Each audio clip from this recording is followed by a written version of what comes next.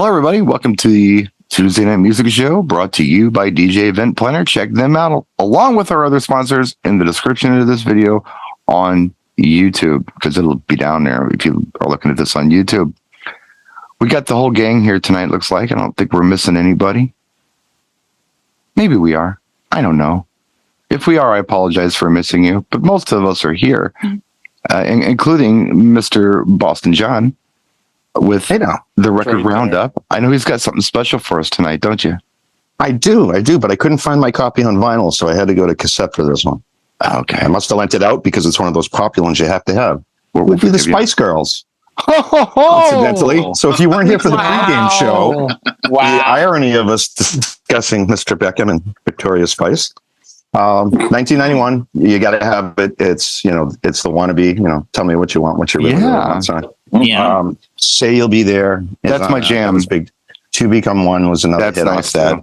That's a beautiful song. To Become One is a gorgeous song. So they were hot for a minute. They did a couple of records, but you got to have Wannabe. You're still going to get asked for that today. So if you haven't heard it, I don't know how you haven't heard it. People are always asking for it. That's understood. I didn't know they had other songs, but I'm a man, so that might be the thing that. There's that. Yeah, real men don't watch Beckham specials. What's really interesting? Wow! Somebody has had nothing to drink tonight, because I see we're a little fast. Wow, that's true. That's true. Road Dog. Road Dog. So I had that was one of two I had hidden here, and when we suddenly went down that road, I'm like, I'm totally pulling Spice Girls card. You totally should, yeah. Yeah. You know what's also interesting? I'm sorry, John. Go ahead. No, it was. I can't recall anything that happened after. I think there was one follow-up record that maybe had one song, but for 91, 92, 93, they were kind of everywhere. As far as television and videos, I just remember them. Yeah, wasn't the second album Spice World was Spice Up Your Life on it and all that from the movie? Yeah, I think that's where that came from. And there was like an accommodating movie or something. Major motion picture. Wow. Now over in England, we didn't get it here at all, I don't believe, but they did some solo work I actually like. Victoria Beckham did a song with, I think was it True Steppers, Out of Your Mind? Was that her song, Alex? Do you remember that? Kind of a garage song, so I don't get yelled at by Jay. Garage song. And then the other one that I really like is Emma Bunton, who is Baby Spice. Baby Spice. She had two really nice songs. One was called Free Me, and another one was called What Took You So Long. Both really nice songs. I don't know if the other ones, I'm sure the other ones had things too, but those were standouts for me, and I actually enjoyed the music more so than the Spice Girl stuff. I think it was Sporty Spice. Didn't she do one with Bryan Adams? Maybe she did. I don't know. But I know that Victoria and Emma did some solo stuff that I actually really like. And I'll throw on once in a while, like on warm-up sets, and what is this? I like this. Believe it or not. There was the Ginger one, and I don't remember if she did. I know she was very popular, but I don't recall her doing any solo stuff, but I should have asked her. She waited on me in New York City about a couple months ago at a pizza place. And I was like, damn it, I should ask if she had a follow-up album or anything. Yeah. Ginger. Was there a Ginger Spice? Well, who was the girl with the red hair? Redhead, right? Gary? Yeah. Jerry Halliwell. Halliwell. Why? Jerry Halliwell had songs. I don't know where my car keys are. And I remember Jerry Halliwell. Jerry Halliwell had songs. I remember that, but I can't recall what the songs were, but I remember she had songs. Well, I'm just excited that John is so happy that he interrupted you introducing the rest of us. He went right. I was going to introduce you as I went for the record roundup. Okay. Thank you very much, Jay, for screwing up my flow. I'm trying to do something excited about the Spice Girls over here. He's like, all right, fine. And ladies and gentlemen, next up we have Jay from Swingin' Temecula with his pick for the night. Hey, everybody, how are you? I'm going to give you a group. It sounds like by the name, but it's actually a solo producer, songwriter, DJ that if you do not have any of his material, I highly suggest you go and look. And that would be Purple Disco Machine. I find more and more, he does an insane Lizzo remix that's better than the original that I play. And there's probably about 7 tracks that will end up being played at different events that are Purple Disco Machine tracks. Yeah. He just has a really good, funky, disco-y style about him. And he's very low key. Like, a couple years ago, it first got on my radar, but it wasn't a big thing. But he's been doing music for like 10 years. But I don't think his first album, Erotica, was released until 2017. And he's consistent. He really is. Like, if you need to get some newer dance vibe music, we were talking last night about Jamiroquai, and he sort of reminds me a little of Jamiroquai. It's not a vocal thing. It's just he's got really funky, good dance vibes. I think a lot of instrumentals Time by him. About Damn Time. I think he pitched it up a little bit, and it's like gave it a nice 10 BPMs faster. I think About Damn Time is like 109, right? And this one's like 119, but it's beautiful. Oh, it gives it a great version. Yeah. So if you haven't gotten Purple Disco Machine on your radar, you really check out his work. It's really good. Really is. So that's my contribution this week. People want him to remix them. Yeah, they do, because his stuff comes out better than the originals. Yeah. He's just got a nice touch about him.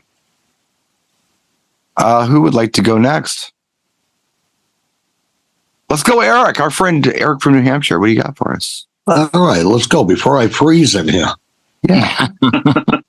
I like doing singles. I've been doing them for a little bit now. You mind if I continue with another single? You do whatever you want, Eric. Yeah, this is just your time. You guys remember Falco? Yes.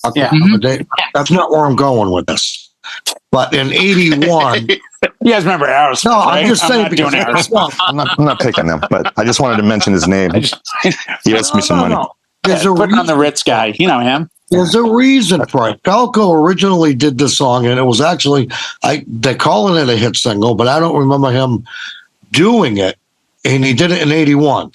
And now in 83, this group redid the song, and they went to number 5 on the charts with it. And it's Der Kommissar, After the Fire. They actually recorded those at the same time. Somebody else wrote them. And whatever country you lived in, depending on what hit. Like in the US, After the Fire hit. But I think in Canada, they both hit. But Really? they were like, yes. But I tell you, nothing brings me more joy than watching the original video of Falco's Der Kommissar. There's something about that music video that just makes me smile. And I'll be happy to play it for you at the end of this. It's cheesy as hell, but it's awesome. I want to be Falco for Halloween every year from now on. I would love to see that, because I never heard Falco's version. Oh, I heard After the Fire. I prefer the After the Fire version. And I tell you something, when I first heard that, you know what? Well, actually, it's backwards because it came out first. I thought it was Kevin Rowland from Dixie's Midnight Runners. Sounds like him, kind of looks like him. Come on, Eileen guy. I thought that was Dixie. They must have changed their name to Dixie's Midnight Runners. So it's Come On, Eileen song. Not the same people at all. But yeah, fun. It's very. It sounds homemade. The After the Fire version is almost like well produced and stuff. But the Falco version sounds like he made it in his bathroom with like an 808 drum machine. It's hilarious. You know who wrote it? It was Robert Ponja and Falco both wrote that. Der Kommissar. Huh. I know they were released at the same time, though. And I have both copies of those. I remember I was in Bremen, Germany. I was crate digging. And I had Fosse with me.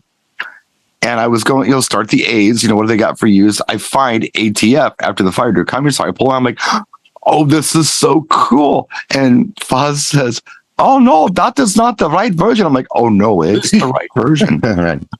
But from their perspective, no, that's like some other people who did it, not the Falco version. I bought that song. That's why I chose that single. I came across it today. I'm like, oh, yeah, we'll do this one. Absolutely magical. Falco was always quirky. Remember Rock Me Amadeus? That was him too. That was kind of the same quirky, jerky weirdness too. I had a copy of that too. And Amadeus. Yeah. It's in somebody's coffin now. A friend of ours passed away, and long story short, that was his jam. So a friend of mine did his eulogy and included that song in it. He was a DJ, and my friend who did the eulogy was a DJ as well.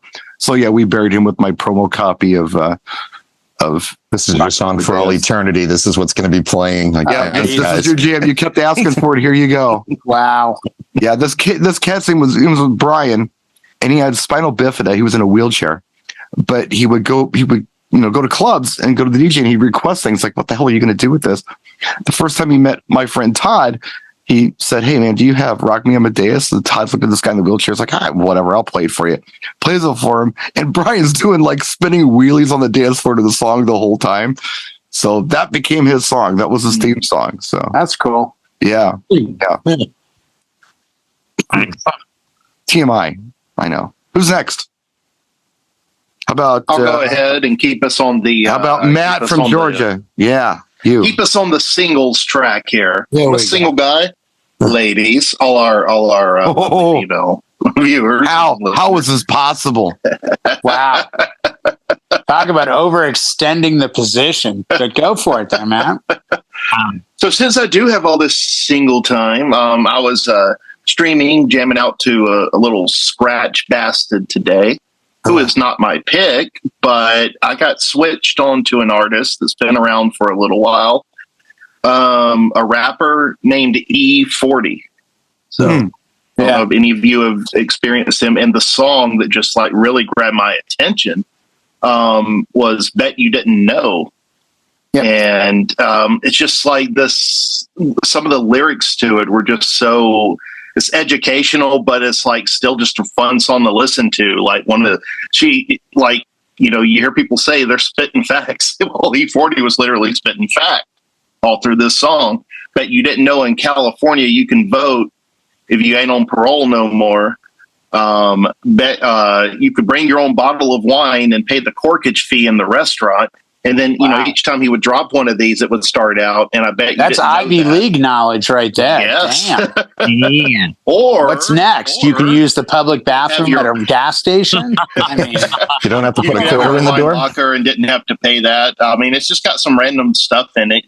Like apple cider vinegar lowers cholesterol. 60 beats per minute is like good for the heart and all of that. You could put your kid on your credit card to help them build their credit. Yeah. What's that? I said bananas are full of potassium. That's my favorite. Yeah, that's true. That's true. But to just hear the song and to just think though that like, even though a lot of that stuff is trivial, but just to hear the song and it's fun to listen to, but also, I picture people getting hooked on it for the beat, and he's using that opportunity to actually put some knowledge out there. But just it really showed some of his range as a lyricist. I listened to a few more of his songs today. Really good. Totally 180 direction to that. Listening to Flashin' from him. That's a super fun song. So check that out. That's one of those you ride to work and you're trying to get amped up. What's that? Matt, have you listened to Choices yet? Choices? By E40? That I have. Yeah, that's one to check out. Actually, yeah, let me see. I do have that. And I just pulled something up over the screen. So check that out when you get a moment. Yeah. You'll see that the knowledge rapping part may go away somewhat. Here's something you got to know for everyone watching. E40 is a San Francisco-based NorCal rapper. So for me, doing weddings in Southern California, anyone coming from the Bay Area, Oakland, that whole scene, E40 is like the big request. So if I get a couple from San Francisco or Oakland and they come down south to get married, I'm going to have to play 3, 4, 5 E40s. And then E40 leads into a rapper called Too Short. And you go down this rabbit hole of artists that have some representation to a region. Sort of like where you are, Matt. You probably get the A-Town rap scene of Ludacris and Migos, and those guys, Mafia. There are pockets of music sometimes that are regional, And once you open the door, you kind of have to go in a little bit. So it's always good as a DJ to know the regions. Yes, for sure. But also, that might be something too, where sometimes you can dive into another region and pull something out that still has that good classic big hit feel to it that maybe somebody's not as familiar with. So, so maybe I'll bring a little E40 to the E coast. If you play E40, trust me, drop too short below the whistle. Yeah. And then you can even do like Yin Yang Twins, Salt Shaker. Mm-hmm. That's a vibe of that whole E40 thing sometimes. Bet. So, Mr. Howie Darkstar, producer, I'm sure you have a wonderful album for us this week. I have something very different and something which I thought I wouldn't be a fan of, which is country, and Dolly Parton, Rockstar. Oh, that just came out, and she's got she did Wrecking Ball with Miley Cyrus, her goddaughter. Yes, and in about half of the songs on the album are covers. I mean, she's even had the likes of Dave Grohl play on it and everything else like that. But she's got Magic Man, which of course we all know where that came from, and Ann Wilson's on that with her. Yeah, Ann Wilson duets with her, and they sound amazing. Yeah, I was very surprised. I haven't bought it. I just went on YouTube and listened to it, and I was pleasantly surprised. She does a Beatles hearing track. Good things. She does a Beatles track. Ringo Starr and Paul McCartney play on it. So, if you want to know the power of Dolly, that's clout. When she did that, wrote that song 9 to 5 for the movie, she got so much money. That's where she got the money to buy Dollywood. And then it was like a local park, and she renamed it Dollywood and cleaned it up. And now it's a destination place. I was there 3 weeks ago. It's ginormous. Yeah, it is. It's huge. And the whole area around it, her name is it's in a county called Sevier County. And Dollywood. Is that Gatlinburg or Pigeon Forge? Pigeon Forge. Okay. Gatlinburg is north over the hill, east over the hill in the Smoky Mountains. But she was actually from Sevier, which is northwest of Pigeon Forge. But it's apples and oranges. It's you're right on the line. But it's in Pigeon Forge, and it's huge. We actually saw her house outside of Nashville, and it's comprised of 10 homes with red roofs up on this hilly property. And from the road, you can see it.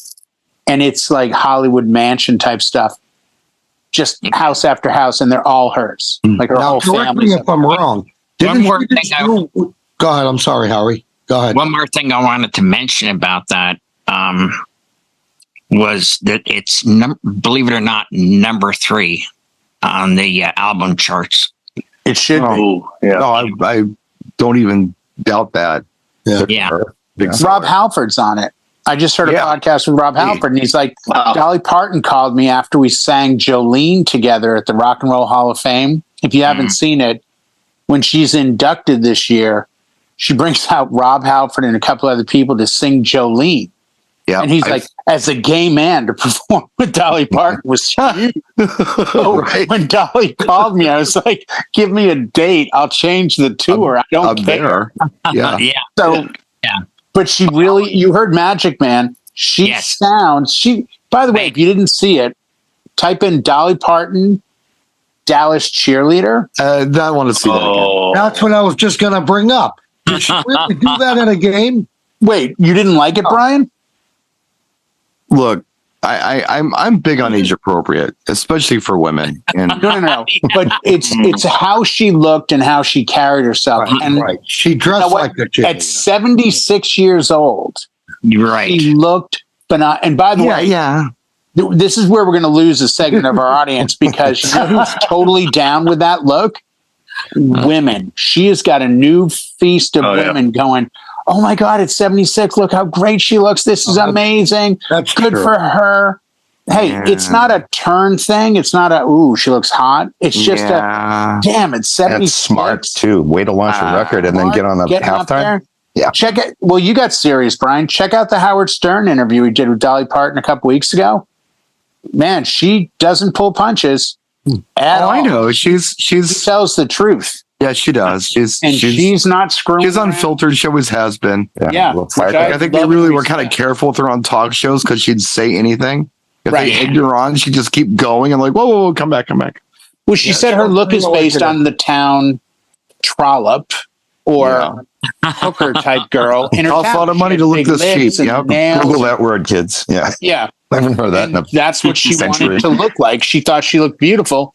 And she's like, I've spent my entire career looking like that. That's the look I want. What song was she doing though? We Are the Champions, right?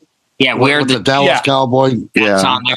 Yeah, that's on there. She's that. I saw her in '79 with Randy Travis opening at the Indiana State Fair. She played for 2 hours with those nails, played banjo, guitar, piano, drums, danced, sang, and she writes every piece of her music. As far as I'm concerned, protect that woman. She's an American treasure. Yeah. No, I like Dolly. I just, And she's very generous and kind, and I like that in her. She's a true artist and a true entertainer. Yeah. It's not like some of these posers that don't write anything, act like they own the world.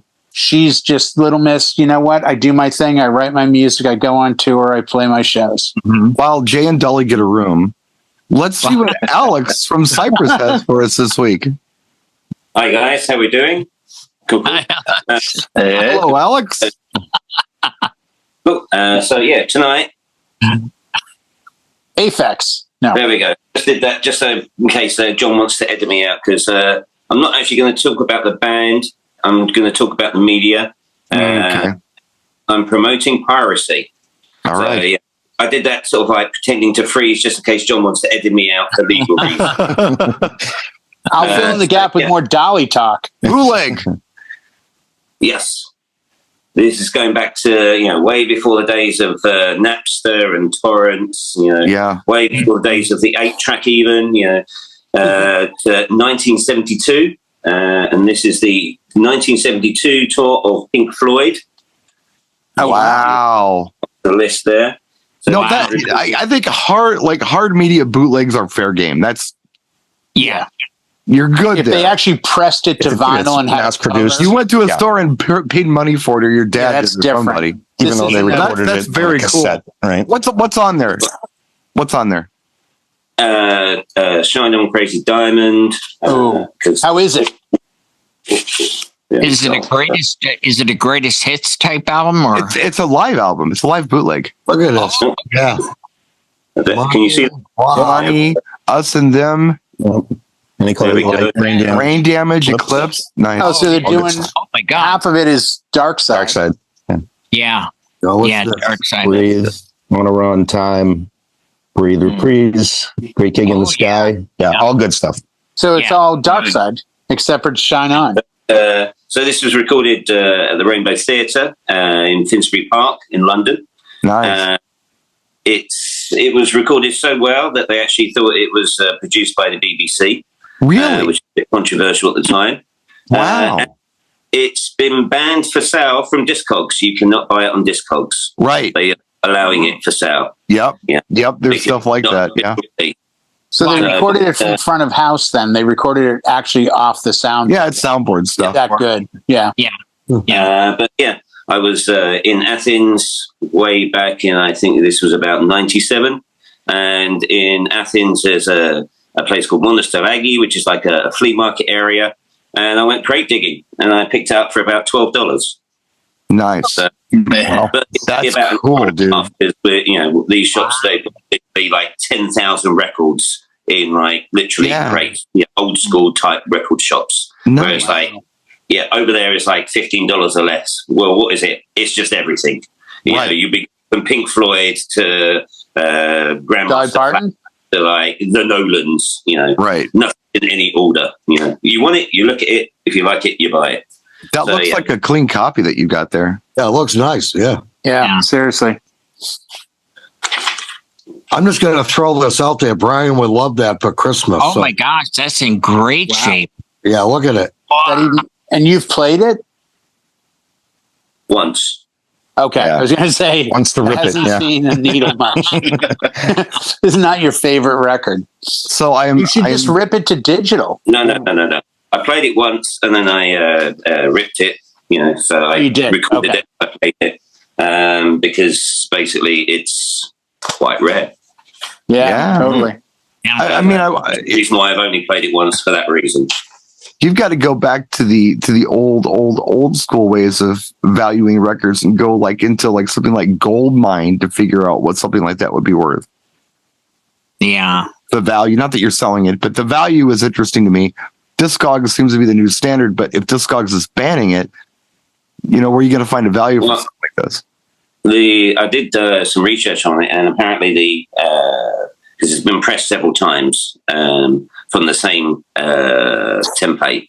So, but the first pressings, somebody sold it in the US in 19 for $1,600.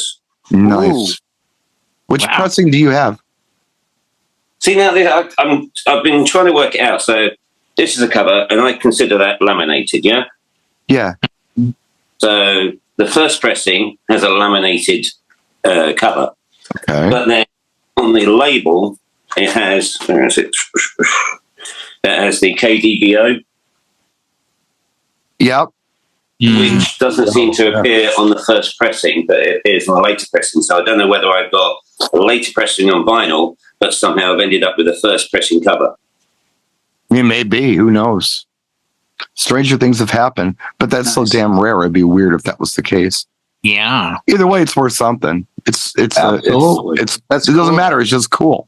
Yeah. But Very what I was cool. going to say is, like, sometimes, when you go to a gig, again, it used to happen a lot in the 90s where somebody somewhere knew the guy and the sound engineer, and they would plug something into the desk, they would record it, and then literally you'd be walking out the gig and there'd be somebody, with a small table selling cassettes of that gig that you've just been to, that you could buy pirate, bootlegs, shall we say. But sometimes, these bootlegs are little gems, because there's versions on there that would never see the light of day. Right. Just if you're into your certain bands, whatever band you're into, and you want to hear something different by them, a different version, maybe try and search for bootlegs and things like that, and you might find music you like yourself, versions you've never heard before from the artists you like. Nice. And bands support that. When I saw Pearl Jam in 2003, when we left the Irvine Meadows Amphitheater, on the way out, there was a booth that the band ran, and they were selling CD burns of that show that we just saw for $10. And there were like 5 lines of people waiting to buy. And apparently the real fans of the band, much like the Dead used to allow everyone to copy their show, Pearl Jam took it to the next level and said, we'll record it off the desk and we'll burn it to CD. And they just have burners running. Right. And they're selling it to you at $10. And I think I told John, they played the Boston Garden.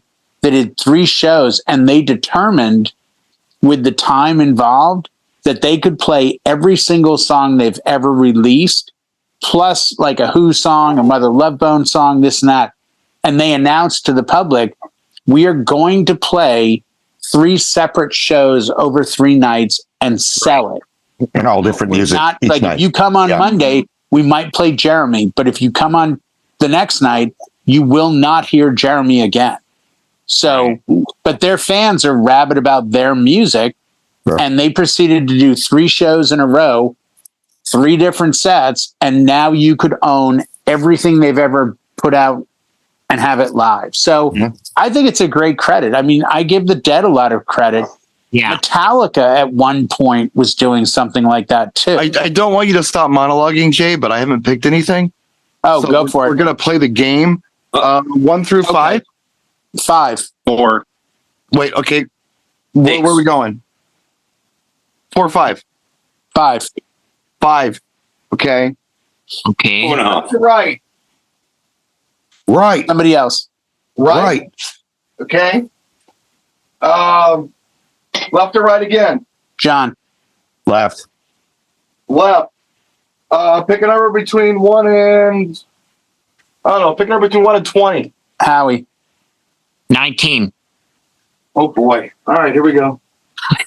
It made him bend over. He's got to count 18 records. 18 winners we'll never get to see. I knew that was going to happen if I picked a high number. But it's, That's right, ladies and gentlemen. That is not a Zoom background.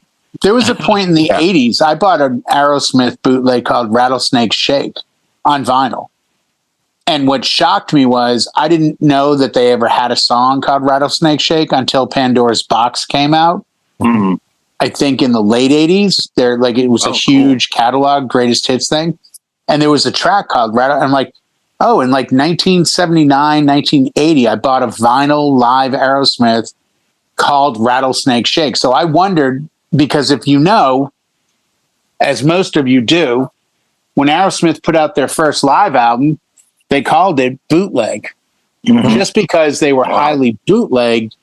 Hence why you have like on the back, you have the coffee stains and, you have this. Right. These aren't from me. This is how it actually looked when you bought it. It had stains on it. Yep. The print was off. The logo was like screwed up. They didn't have it complete because they got bootlegged all the time. So they actually embraced it and made fun of it when they put out their own live product. So I've never heard it, but Rattlesnake Shake sounds like a Rattlesnake Shake is a track on Pandora's Box. That was their big release. It sounds like a drink you would get in Texas. Give me a rouse. Doesn't it? Mm-hmm. Yeah. Popular name of the song. Doesn't Motley Crue and both Skid Row also have a song called Rattlesnake Shake? I believe they do, and they probably got it from Aerosmith. Wow. Or some notation of it. But if I was going to drink Rattlesnake Shake in Texas, I would only listen to Wasp. Or ZZ Top. Nice. Yeah. Or ZZ Top Arrested for Driving While Blind. Or you could do that too. Again, where did Wasp get Blind in Texas? Maybe from Arrested for Driving While Blind from ZZ Top. So this is it was a what we ultimately picked. And it is this is a weird one, and I don't expect anyone to ever find this. This is Captain Beefheart presents. This is Art Mix, Volume 18, and it is a 1990 DJ remix album. Maybe see the label there. I don't know. The basketball. Yeah. Oh, there it is. Art Mix. Yeah. Okay. Yeah. So it's. I'll tell you the track listing here, and these are fun. I got a bunch of these art mixes, and on the sleeve it says $1 of purchase price will be donated to AIDS research. So there's a side A and B on this. There's actually a C and D, I think, as well, but this was 19 in the thing. So the first track is Madonna Vogue. It's the Club St. John mix. Track 2 is Sweet and Low Debbie Harry, the Cha Cha Cha mix. And then if you go on side B, we've got Room at the Top, Adam Ant, 21st Century mix, which is actually a cool mix of that song. And the track number 4 on here, I don't even know this. I remember this track.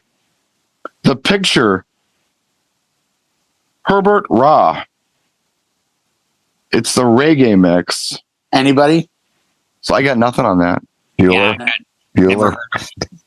I knew the first 2 or 3. I just didn't know number 4 on here, which isn't unusual for these promos. But yeah, this goofy art mix, it not necessarily DJs only, I suppose, but I think that's kind of the point. It's a remix album. How large of a collection is it in its entirety? If that's is it Art one of Mix? 2? Yeah. I don't know, but I've got several volumes of art mix. This isn't the only art mix I have. So this is Maybe it was a label that released pop tracks by remixers who weren't really well known. Right. It's probably more of Alex's thing. It's kind of a bootleg thing. I've got a lot of stuff like that, or they were for DJ use only for, just like our promo only stuff for promotional use only, not for sale kind of thing. It's Do you think these were white thing. labels? It's a DJ shop thing. A white label's usually like a test pressing kind of thing. Sometimes a bootleg. This is more like, hey, let's do some killer remixes for DJs, and we're going to sell them at DJ stores only.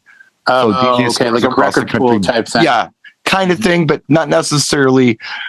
See, back in the day, okay, before we had things that were less legitimate online to download, people were still doing less legitimate things, but it was hard media. So you could buy the CD or you could buy the record, much like what Alex was showing us earlier. And this is the kind of stuff that you would get sometimes. I've got some neat stuff that's not official anything. So educate me on this, Brian. I was always to understand that a white label referred to a release that the artist had not authorized, meaning here's a white label of this song remixed by me, but I didn't get it signed off by the artist. Sometimes. So then technically it falls into white label. Like bootleg to me is always 100% a live recording that the band or artist didn't authorize. Not necessarily live. No. Just unauthorized. Like, for example, like it's a promo copy. You know, like when I was doing house labels, would send me the white label, so it would be a Sash song or whatever, you know, Euro house and things like that. And it would just be like, well, we haven't designed a label yet, we haven't designed a cover yet, but here's the track, play it, and then give us some feedback. Because they would come with a little feedback sheet back in the old days, you know. So you like, what do you think of the track? Rate it out of 10, audience response, all that kind of thing, and then you'd send it back to the record company in an envelope, you know, before the days of email and all that kind of thing. And then they'd be like, "Oh, great!" And then you'd send you another song. And if you stop sending the feedback, stop sending records. Yeah, that's what other older DJs than me would tell me about the record pool days, and that's what they would do. They would get releases and have to fill out a form on what they thought, and if they did not keep up on it, they suddenly wouldn't be getting releases from those labels. So then all this time I've been wrong on the white label thing. It does not necessarily mean a unreleased remix not authorized. It's not necessarily. Here's a promotional piece we're giving you. Check it out. We don't have anything designed yet, so it can absolutely be a white label. It can absolutely be a bootleg, though. I mean, I've got a lot of final version. I got a lot of like tons of records back there that are not authorized. I mean, and the thing is, the people who make these back in the day, they were so small that it's not like a lot of people were, you know, it's like ASCAP and BMI were chasing after him. Just some guy in his garage, you know, it wasn't like a thing, you know. It wasn't like they're giving it away on the internet or they're selling it on the internet. It's hard copies and stuff that ended up in stores. I remember, what was that cat's name? Bernie Howard. He was a DJ / record store owner. Oh yeah, in LA. And we used to go to Mobile Beat. That's how I got all my Ultimix, Funky Mix, X Mix. Bernie Howard was at Mobile Beat Chicagoland 2008.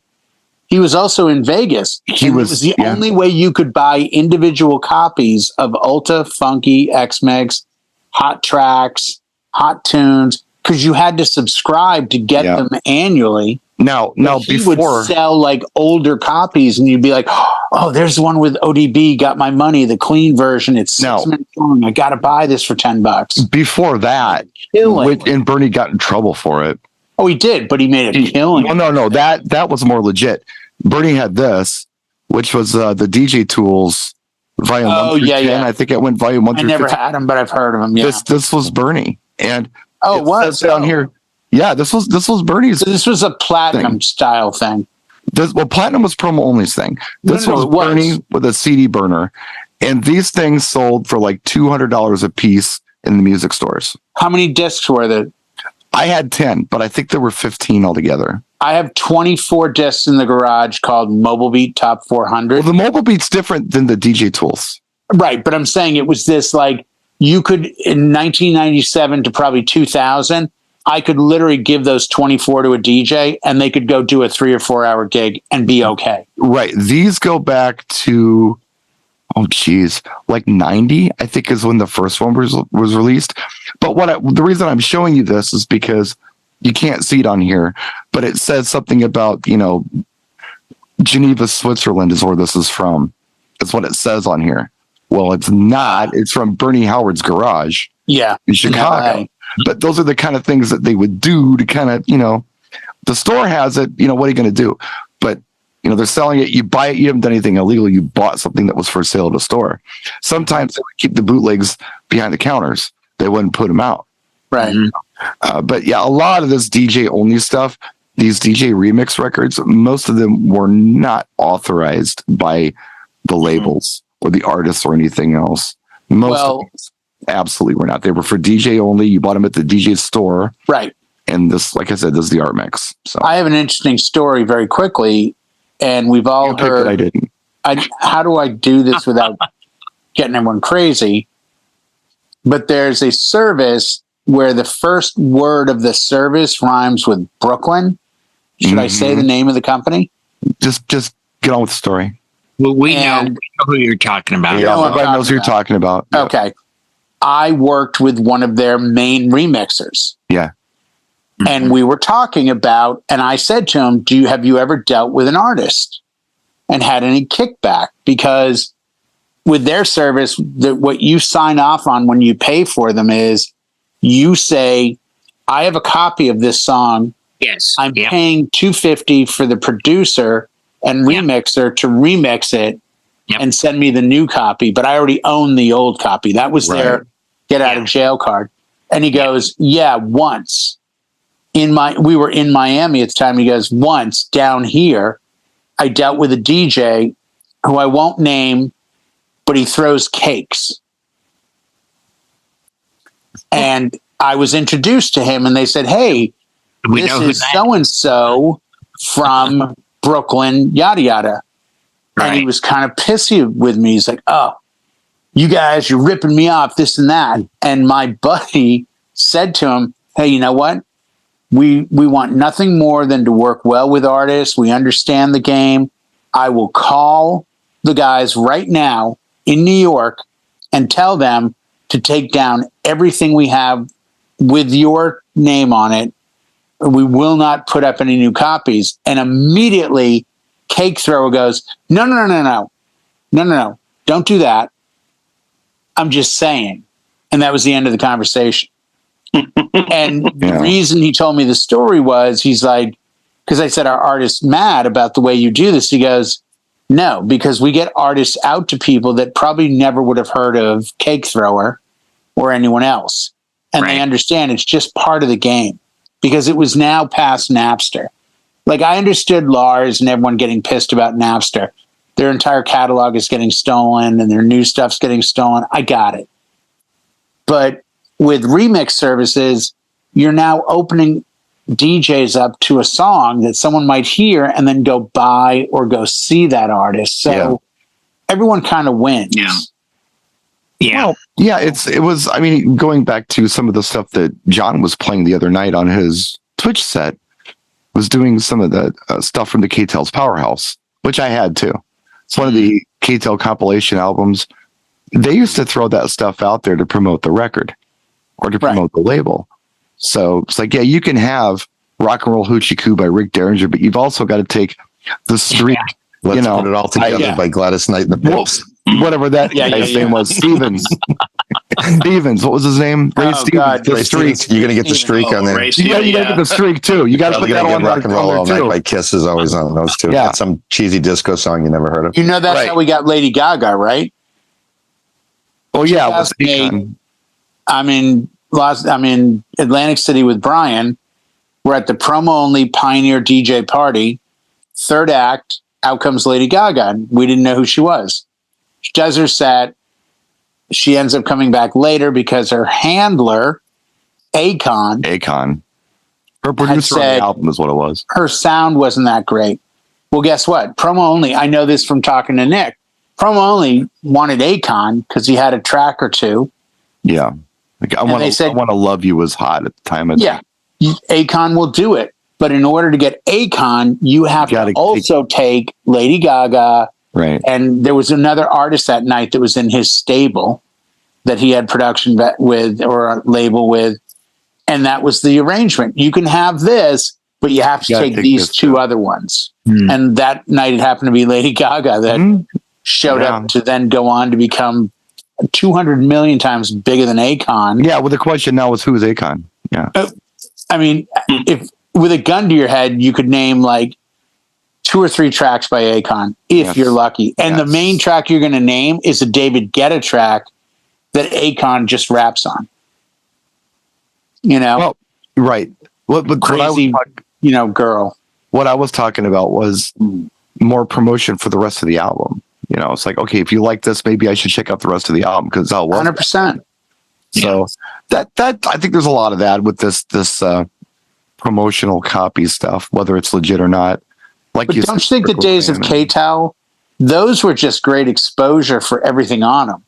When you could get Andy Gibb next to, Steely Dan, next to Casey and the Sunshine Band, next throwing to a handful of darts at the board, and you got a little bit of everything. Yeah, it was great to have so much variety as a listener. The Torch, I think, 70s. the Torch didn't go dark. I mean, Now did a fantastic job with this.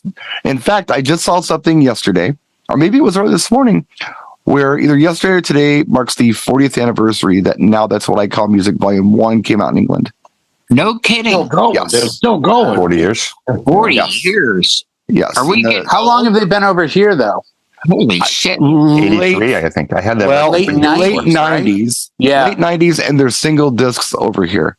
Yeah. In the UK, they've always been a double disc, whether it be LP, cassette, or CD. There's only one I have that's a single. I think it's like something goofy like Now 96, or 86. But most of them, and here Alex is going to bring some stuff to show us because I got the Now That's What We Call Country. Now That's What You Call Country, or whatever. That's what I call country. I got my number one. I still play 3 or 4 songs off it today. For two-step, there's still tracks on that disc that I burned to a hard drive that I still play today. They're still going super strong though. So the spirit of K-Tel is alive. It's just probably a little bit better quality. But I think of Now That's that wasn't great quality music. No, it wasn't, but it was an insane variety versus sampling. Now That's What I Call Music. Bang for your buck. They've at least they've narrowed it down a bit. They're like, here's a Katy Perry track, here's a Demi Lovato track, here's a I was seeing like some rock next to some dance, next to some slow, next to some pop. Mm-hmm. I think for what they had going on at the time, they mixed it up pretty well. Off the top of my head, I'm pretty confident that the first track ever on Now That's Why I Call Music was Phil Collins' You Can't Hurry Love. Wow. Minute Works, right?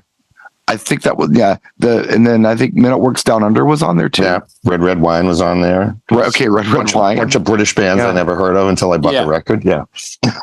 Yeah. Well, I bought them on the They boats. were all over the place Every time they came out, we bought them because we supplied music to the DJs. So I thought, I'm getting new singles by new artists or artists that are in the charts. And I subscribed or bought them in the store, whatever I did. What do you got? Burned them onto each boat. Just my gosh, he's got a copy of one. I get that one. That's a good one. Oh, Numero uno. That is cool. That is super cool. nice. That is neat. There is one right there. What's the track listing, Alex? Oh, what you got? Is that a Now Dance? There we go. And of course, as Brian said, it's a gatefold. Nice. wow. With, just so you know, Nice little bios. Blurb there. Oh yeah, gotta have that. Yeah, there's the and that's the pig. Nice. Yeah, the pig. The pig didn't last long. There it is, Phil Collins. On there, It's supposed to be the mascot. Is there something Is there something I should know? Duran. That was the only place you could get it for a minute. Brain Tonight with You Can't Hurry Love is the first track. Wow. Kaja Gugu Too Shy. What is that? The Mike Field. Men Without Is that the Love Cats? Simple Minds. There's the Human League. What's the Human League track on there? Fascination, I think it was. Really? These are the dreams. Wow, that's a great song. Wow. I mean, that is England 1984 right there, 1983. All day. Is that a Now Dance? It is a Now Dance. 901. I've got that on cassette. Oh, 90s. it's super cool. And I believe next week we're going to be doing Christmas. Right. Back in the 80s, every DJ had to have a copy of this.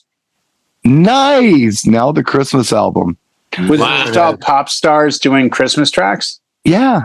I've got one of them from the early 2000s with like Robbie Williams' Angels on it. It's a UK one, but it's not the original Now Christmas. Did you guys ever get I think it was called Special Christmas, or they came out a very special Christmas. Very special. Herring did all Christmas and Hollis on it and all that. Yeah. For age research, I believe.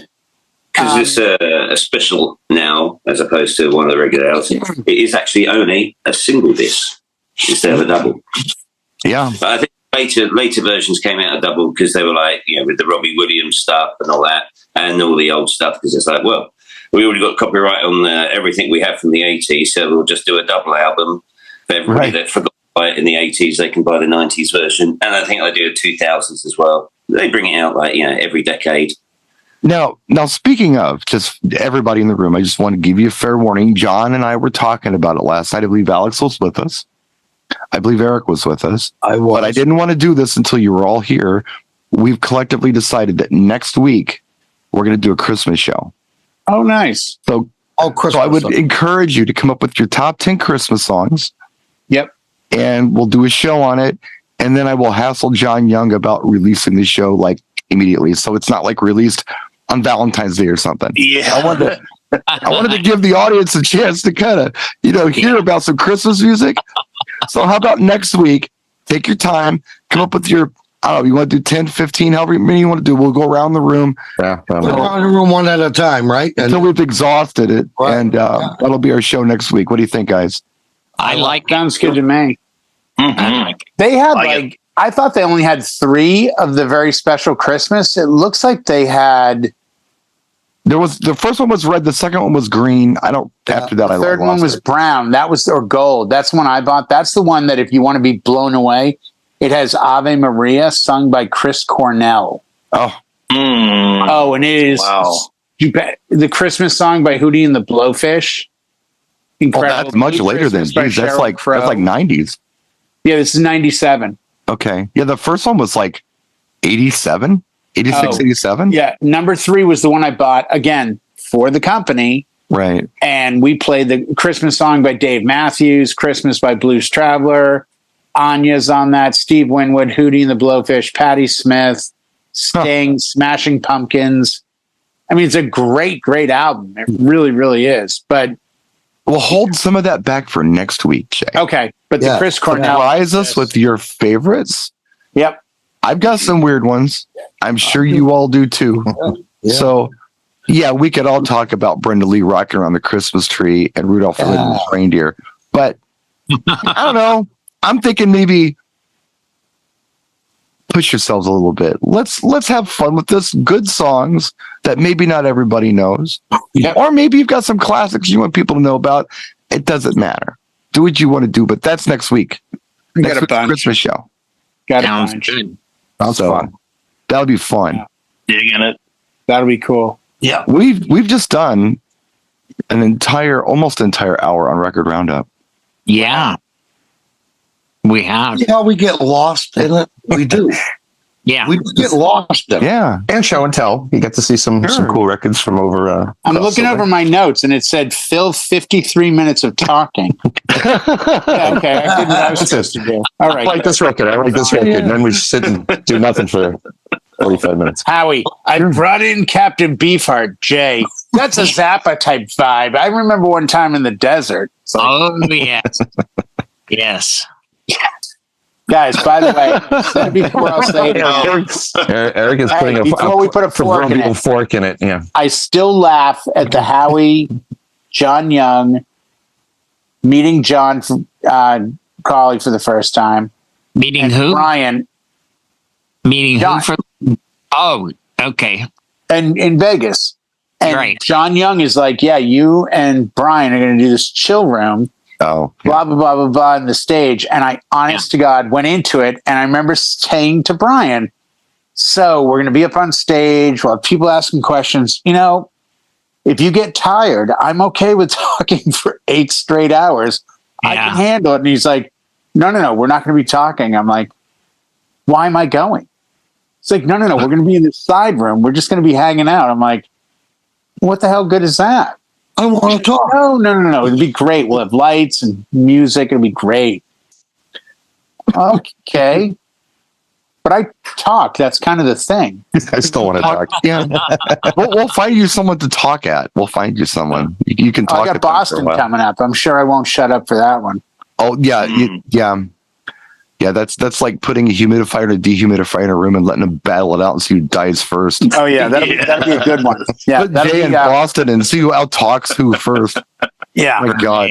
I'll be translating that Tuesday night show on December. That's the 11th, 12th? 12, yeah, right around there. 12th, right around there. Yeah, maybe John will come up to the hotel room. Maybe we can have John and I work off one computer that night or something.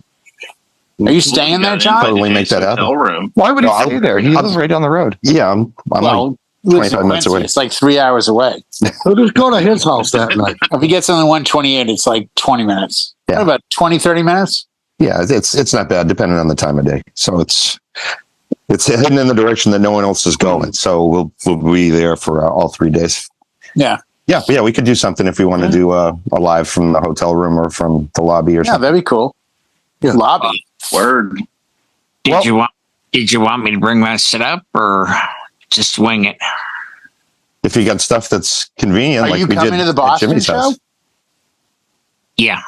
Oh, you are? I didn't know. realize that. Oh, that's awesome. You remember what? Do you have short-term memory? You said you get me. Oh, I was like, geez, I'd love to go if I had a pass. And you went, dude, I got 10 passes. You got one. I haven't gotten, dude. I mean, we're a sponsor. I get passes like they're going out of style, so that's not an issue. Yeah, but it's like one of those things that I don't have to plan on. Like you could show up and I could be standing there and be like, "Oh, Howie's here. I need a pass," and they could look at me and be like, "Oh, we didn't put passes aside. Really? We're spending like a lot of money." Oh yeah, you can have a pass. Yeah, don't worry about pass. Yeah. And John offered. We haven't paused this yet. You know that, right? What's that? This is Still the behind the live. scenes. We're still going. Yeah. Wrap this show yet? People need to see the behind the scenes. Can we wrap this show before you go? DJs, Tell everybody about DJs. you swinging your thing around. They're not going to know. This is going to be shown in like March or something. Yeah, the show's in December. I mean, we're making random I did a lovely roast chicken the other day. You know? Nice. And for anybody watching this, The okay, sad part is Eric is stabbing himself in the thigh just for the fun of it. for anybody Run out watching of this, Bacardi. I hope you enjoyed our Christmas show that we're going to do next week.